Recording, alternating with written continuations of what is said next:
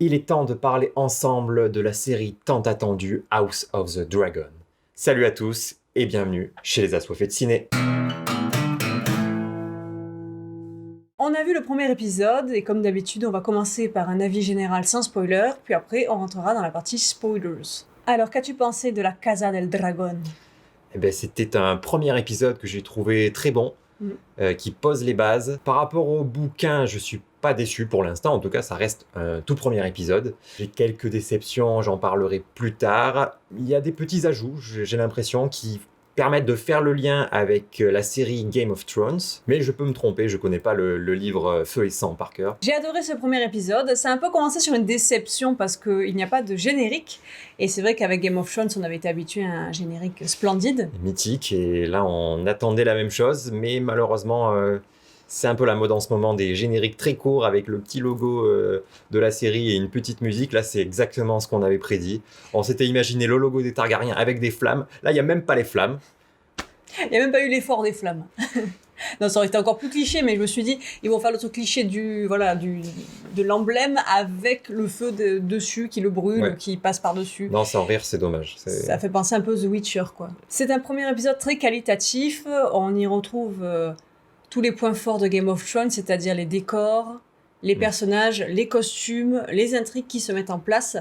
C'est très riche et franchement, je me suis bien imprégnée de l'univers et l'immersion était totale. En plus, la scène où il y a Syrax qui vole, ça te plonge directement dans la féerie. Et moi, j'attendais que ça, de voir des dragons. Ouais. Là, on en a vu comme un petit peu, on en verra de plus en plus, mais ça nous introduit l'univers avec beaucoup de discussions, ça met en place les choses, parce que il y a besoin de mettre en place les choses, parce que pour quelqu'un qui n'a pas lu les livres, il faut quand même avoir ce sentiment de ne pas se perdre dans toutes ces intrigues et tous ces personnages. Il y a beaucoup de choses à introduire. L'esthétique est irréprochable, les dragons sont très beaux. Bon, il y a un petit passage où on a l'impression qu'ils ont des petites cuisses de grenouilles trop mignonnes. La musique est peut-être J'attends les prochains épisodes pour voir ce que ça donne, mais il y a peut-être des choses à améliorer au niveau de la musique, que je trouve moins impactante que dans Game of Thrones. Quelque chose de plus emblématique et qui nous fait directement penser à House of the Dragon. On va passer sans plus attendre à la partie spoilers. Alors on va spoiler uniquement l'épisode. Pour ceux qui n'ont pas lu le livre, vous pouvez continuer avec nous si vous avez vu l'épisode. L'épisode va commencer et va nous situer dans le temps par rapport à Game of Thrones. On commence par ce bon vieux roi Jaehaerys le Conciliateur, qui, il faut le savoir du coup, est le 4e roi Targaryen de Westeros, qui a eu un règne très long, et là, bon, il faut qu'il choisisse un héritier à l'aide d'un conseil. Ça introduit le fait qu'il ne peut pas y avoir de reine pour Westeros, et qu'il faut absolument que ce soit un héritier mâle pour l'instant. Certains personnages sont introduits avec juste quelques indices sur leur personnalité, sur leur rang, sur ce qu'ils sont, sur leur famille. Ils seront sûrement plus développés plus tard. Juste avant d'en venir au roi Viserys, on a un petit texte qui apparaît et qui nous situe l'époque par rapport à Game of Thrones et par rapport à Daenerys Targaryen. On nous prend un peu pour des cons quand même. Bon, on a capté que c'était la même famille. Il fallait faire le lien. Il y a beaucoup de gens qui sont très attachés à Daenerys et qui, moi je l'ai vu, ça revenait souvent dans les commentaires, tout ça, se demandaient « Ah, est-ce que la petite, c'est Daenerys ?» tout ça, alors que c'est Rhaenyra. Oui. Beaucoup de gens se sont vraiment très embrouillés sur l'histoire et n'ont pas capté que c'était 200 ans avant Game of Thrones. Donc il a fallu qu'ils mettent les points sur les i, quoi. Faut pas qu'ils s'embrouillent trop, parce que pour l'instant, ça a l'air d'être dans l'ordre chronologique. Il n'y a pas trop de switch dans différentes temporalités. Oui, j'avais peur qu'ils switchent d'un acteur à l'autre, comme on sait qu'il y a certains personnages qui sont incarnés par plusieurs acteurs pour les jouer jeunes et vieux. Oui, j'avais peur de ça parce que je me suis dit déjà que c'est assez complexe d'arriver dans cette temporalité, dans cet univers, sans trop connaître ce qu'il y a autour, tout ça. Il ne faut pas non plus totalement perdre le spectateur. Donc là, je pense que c'est assez limpide. Vous pourrez nous dire en commentaire, pour ceux qui n'ont pas lu les livres, si vous n'êtes pas trop perdus pour ce premier épisode. Et pour ce qui est des personnages, on ressent déjà leur personnalité qui est bien marquée.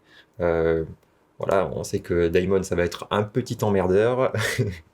Que le roi, un peu à l'image de Jaehaerys, il essaye d'être un conciliateur. Pour l'instant, j'adore que ce soit le casting. Donc Matt Smith et Daemon, moi j'étais folle parce que déjà Daemon dans le livre, je l'ai adoré.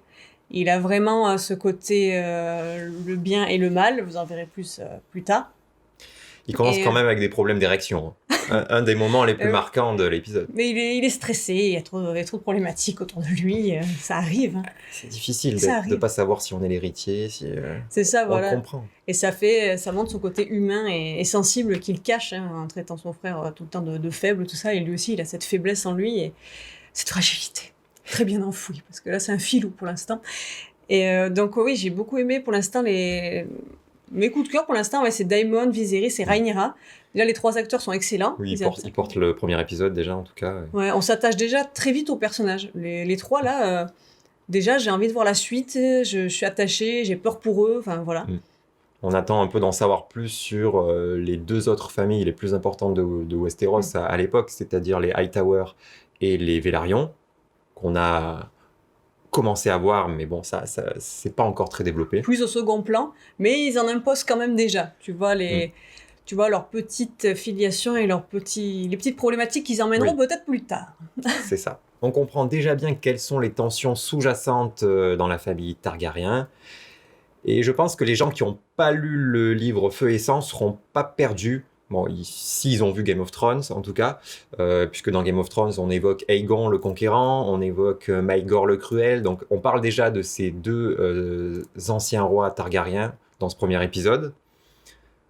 Moi, je l'ai déjà dit, j'y reviens, j'aurais quand même préféré que la série commence par la conquête d'Aegon, par le début du livre Feu et Sang. Mais bon, ils ont fait ce choix, et puis on le respecte. Oui, voilà. Commencer par Aegon, ça aurait été bien pour construire la mythologie Targaryen, quoi. Que ce soit leur discussion au quotidien, ils ont quand même ces 2 piliers, Aegon et Maegor, qui représentent un peu quelque part le bien et le mal chez eux. Et ça aurait été bien de voir un petit peu comment leur pensée, leur religion familiale, on va dire, s'est construite. Comme ça aurait été plus impactant pour le spectateur quand on cite Aegon ou Maegor. Oui. Ça aurait fait oula. Oui, en effet. Mais ça reste encore des figures. Ça peut être intéressant aussi de rester dans la figure mystérieuse qui est là, qui impose ces choses, mais on ne sait pas qui c'est. Voilà, comme un dieu un peu. Moi, j'espère qu'on aura des flashbacks en tout cas pour ces personnages emblématiques. Flashbacks, ou peut-être qu'il y aura encore un spin-off du spin-off, quoi. C'est possible. Oui, un préquel du préquel, plus exactement. Ce qui est bien dans la série, c'est de voir ce trône qui impose, qui est très beau, qui représente un petit peu le règne Targaryen, mais aussi il y a un petit peu cette métaphore de la faiblesse des Targaryens, parce que tu vois que le roi se blesse avec lui, voilà, que tout ce que le pouvoir peut apporter derrière. Quoi. Le roi Viserys se fait atteindre physiquement par le trône de fer, puisqu'on voit qu'il a une marque dans le dos qui commence à apparaître, et puis on voit que quand il commence à en imposer, à taper du poing sur la table auprès de son frère Daemon, le trône de fer, il se fait trancher par le trône de fer, littéralement. Donc nous, on a lu le livre, on sait ce que ça peut signifier par rapport aux anciens rois Targaryens. Donc on n'en dira pas plus pour ceux qui n'ont pas lu le livre, mais on va dire que c'est un avertissement. Dans House of the Dragon, ce qui va être bien, c'est qu'on va encore plus se focaliser sur les guerres internes familiales. Et ça commence avec Viserys qui ne veut pas choisir entre sa fille ou son frère. C'est un roi qui est assez juste et qui... Malheureusement, dans Game of Thrones, quand tu es trop gentil ou trop juste, tu te fais vite dévorer. En tout cas, il m'a l'air plus sympa que le Viserys de Game of Thrones. Je suis le dragon. Par rapport au petit ajout que j'évoquais tout à l'heure dans la partie sans spoilers, c'est la petite discussion entre Viserys et Rhaenyra à la fin.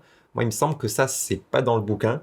Et ça fait le lien avec Game of Thrones, justement. Il parle d'un rêve qu'aurait fait Aegon le Conquérant, comme quoi un hiver allait arriver plus dur que les autres, et comme quoi, en gros, les morts allaient marcher sur Westeros, et qu'il fallait absolument qu'il y ait un Targaryen sur le trône de fer pour pallier à ça. Donc ça fait le lien avec pourquoi l'acier valérien tue les marcheurs blancs, etc. Il me semble pas que c'est dans le bouquin, mais en tout cas, c'est pas mal. Moi, je trouve que ça... ça peut expliquer certaines choses. Si on l'avait lu dans le bouquin, je pense que ça aurait fait vraiment écho, quoi. Donc, si vous avez lu le bouquin et que vous vous rappelez de ça, dites-le nous en commentaire. Nous, on n'a pas de souvenirs, quoi, parce que quand il l'a dit, on a été assez surpris. On va quand même le relire. Oui, on est en pleine relecture. Donc, Et là, on donne notre avis à chaud. On va juste de voir l'épisode, on ne s'est pas plus renseigné ou quoi.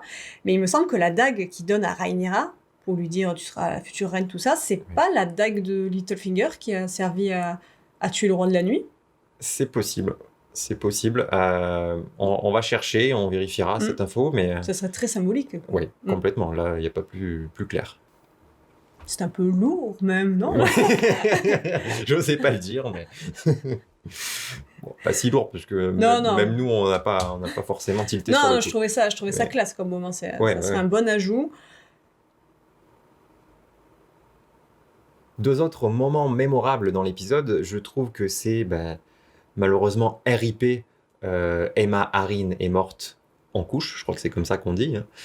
Et RIP aussi au petit Baelon Targaryen, qui venait tout juste de naître. C'était une scène assez violente et cruelle pour elle. Hein, parce oui, que, et puis c'est une césarienne comme ça, à mettre en scène, c'est pas rien, quoi. Et bon, c'était plutôt bien fait. Et pas facile à regarder aussi. Les Targaryens ont l'habitude de brûler leurs morts, et donc on arrive à ce moment-là où ils ont empaqueté les 2 cadavres dans des petits colis Vinted pour les cramer. Fatigue. Ouais, en tout cas, quand ils ont brûlé le vieux Aemon de la garde de nuit là, dans Game of Thrones, ils ont pas pris la peine de l'empaqueter. Non, ils ont mis du pastis autour et ils ont brûlé. Voilà. Ouais, je crois que c'est ça. C'est comme ça qu'on fait dans le sud. Et puis, deuxième autre moment mémorable, je trouve, c'est Viserys qui fait des petites maquettes de Port-Réal. C'est adorable. Voilà. Des maquettes Altaïa. Non, mais il a un certain talent quand même. On a tous nos secrets. Mais Viserys, qui est attachant. Hein. Moi, je sais pas pourquoi j'ai fait le lien avec un peu Ned Stark, ce père protecteur qui en chie, déjà. Oui, on sent que l'honneur, en tout cas, est important pour lui. Et c'est vrai qu'il en chie, quoi. Hein. Il a toujours voulu un héritier mâle. En même temps, ça a créé des tensions dans sa famille. Très loyal à sa famille aussi, parce que même si son frère, c'est un filou qui fout un peu le bordel, il dit « c'est mon sang, jamais je le mettrai de côté ». Mais bon, là, il a un peu abusé. Hein, il a commencé à faire le show juste après la mort de son fils et sa femme. Il a dit « bon, tu vas te calmer quand même ». L'épisode finit avec Daemon qui part rejoindre sa femme accompagnée de sa maîtresse. Il est un peu énervé, n'est-ce pas? Et puis ça se termine également par la déclaration comme quoi Rhaenyra est désormais l'héritière de Viserys et sera donc la future reine des 7 couronnes. Et puis on voit les différents seigneurs des maisons que l'on a connues dans Game of Thrones d'ailleurs. Hein. Les Baratheon, les Stark, qui viennent faire allégeance à la future reine Rhaenyra. Puis j'ai bien aimé le petit regard de Rhaenys, parce que c'est la reine qui ne fut jamais et qui regarde cette scène en se disant je pense qu'elle est contente que ça se fasse, qu'une femme puisse accéder au trône, mais en même temps elle a peut-être un petit peu cette rancœur de elle-même de n'avoir pas pu être reine. Moi, mes moments préférés, ça restera l'apparition des dragons et la levrette. Certes, foireuse, mais une levrette quand même. Je sens qu'elle va nous saouler avec son Matt Smith pendant toute la saison. Vous saoulez, mais vous saoulez. Sur ce, c'était notre review de ce premier épisode de la série House of the Dragon, La Casa del Dragon. Une série sur des consanguins qui chevauchent des dragons, hein, en résumé, c'est un peu ça. Hein. On vous dit à la prochaine, et puis d'ici là... je sais pas. Lâchez un pouce bleu, abonnez-vous. Suivez-nous sur nos réseaux sociaux. On vous fait des poutou-poutou et on se donne rendez-vous la semaine prochaine pour le second épisode que je ferai toute seule parce que cet homme sera sûrement exécuté très prochainement. Il y a des chances. Ouais. Bon, après, ils sont consanguins, mais on les aime quand même. Ils sont cons et sanguins.